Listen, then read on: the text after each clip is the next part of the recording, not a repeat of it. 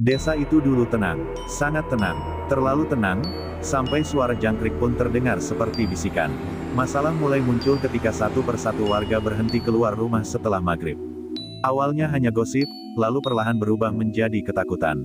Setiap malam selalu terdengar suara langkah kaki di jalan tanah desa. Langkahnya pelan, tidak tergesa, seperti seseorang yang tahu persis kemana ia akan pergi. Yang aneh, tidak pernah ada bayangan. Tidak ada sosok yang terlihat. Hanya suara langkah kaki yang diseret, berat. Beberapa warga mengira itu maling. Sebagian lagi menyangka hanya hewan liar. Namun semua dugaan runtuh ketika kejadian pertama terjadi. Seorang pemuda bernama Warto ditemukan meninggal di depan rumahnya. Posisinya duduk bersandar di dinding. Matanya terbuka lebar, mulutnya menganga, seolah ingin berteriak, tetapi tidak sempat. Tidak ada luka, tidak ada darah. Hanya satu hal yang membuat semua orang bergidik. Telapak kaki Warto penuh lumpur hitam, padahal malam itu tidak turun hujan. Sejak saat itu, teror benar-benar dimulai. Setiap malam selalu ada rumah yang dilewati suara langkah kaki itu. Dan setiap pagi, selalu ada tanda yang tertinggal. Pintu rumah basah, jejak lumpur mengarah ke dalam, dan bau tanah kuburan yang menyengat. Arman datang ke desa itu sebagai orang luar. Katanya untuk meneliti cerita rakyat, padahal sebenarnya Arman hanya penasaran. Arman menginap di rumah kepala desa, Pak Wiryo.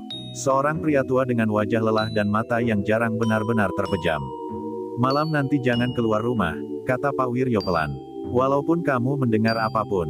Arman mengangguk, namun rasa ingin tahunya jauh lebih besar daripada rasa takut. Tepat tengah malam, suara itu muncul. Suara langkah kaki, pelan, teratur, tok, tok, tok. Arman mengintip dari celah jendela. Di sanalah Arman melihatnya, bukan sosok manusia utuh, melainkan bayangan hitam yang seolah menempel di tanah. Bayangan itu tidak berjalan, ia meluncur. Di belakangnya, tanah desa berubah gelap dan basah, seperti kuburan yang baru digali. Bayangan itu berhenti di depan satu rumah. Rumah kosong di ujung desa. Pintu rumah tersebut terbuka perlahan dengan sendirinya. Dari dalam terdengar suara napas berat, bukan napas manusia. Keesokan paginya, rumah itu ditemukan terbuka lebar. Di dalamnya, bekas tapak kaki melingkar tanpa arah, seolah seseorang berjalan tanpa tujuan sampai menghilang. Pak Wiryo akhirnya menceritakan semuanya pada Arman. Puluhan tahun lalu, desa ini pernah memiliki seorang penjaga malam. Namanya Mbah Suro. Setiap malam, Mbah Suro berjalan mengelilingi desa sambil berbicara sendiri, sambil menghitung.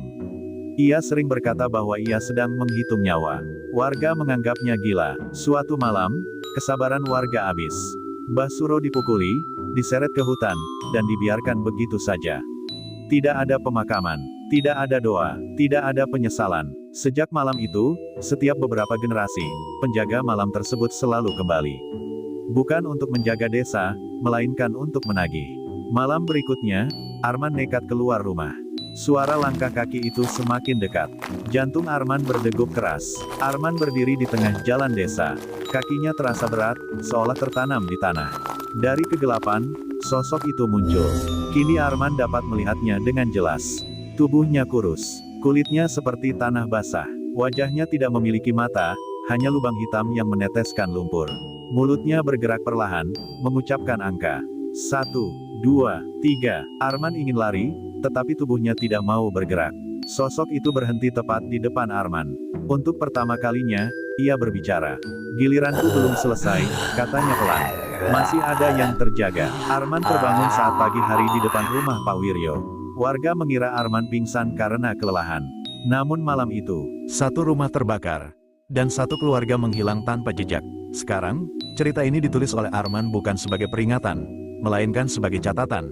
Jika suatu malam kamu mendengar langkah kaki di luar rumah, jangan membuka pintu, jangan mengintip, karena penjaga malam itu tidak mencari orang yang bersembunyi. Ia hanya menghitung mereka yang masih terjaga.